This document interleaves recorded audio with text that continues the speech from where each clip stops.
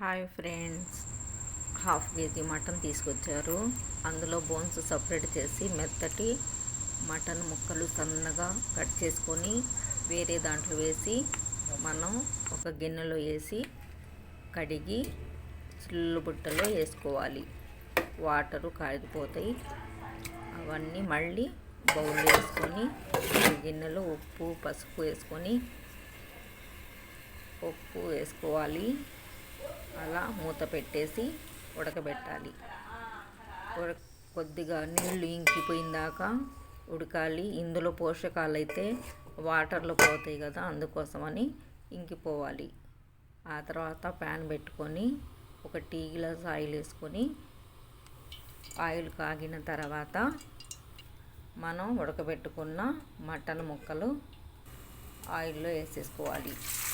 ఇలా ఆయిల్లో దూరగా ఫ్రై చేసుకోవాలి. ఫ్రై చేసుకున్నవి పక్కన పెట్టేసి ఆ తర్వాత మనకు తగినంత ఎల్లిపాయ కారం వేసుకోవాలి.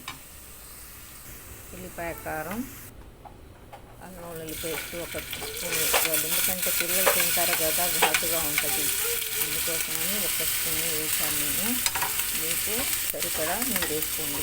నేనైతే పిల్లల కోసమని కాబట్టి కొద్దిగా వేసాను. తర్వాత వేగిన తర్వాత ముక్కలు అందులో వేసుకోవాలి. వేయించి ఆ తర్వాత డ్రై మసాలా, లవంగం చెక్క, ఎల్లిపాయ కారం అయితే వేసేస్తాను. నేను ఎక్కువ ఎల్లిపాయ పడతాను. 2 స్పూన్లు ఎల్లిపాయ కారం వేస్తే స్పైసీగా కారంగా చక్కగా ముక్కలు గట్టిగానే తింటారు పిల్లలు.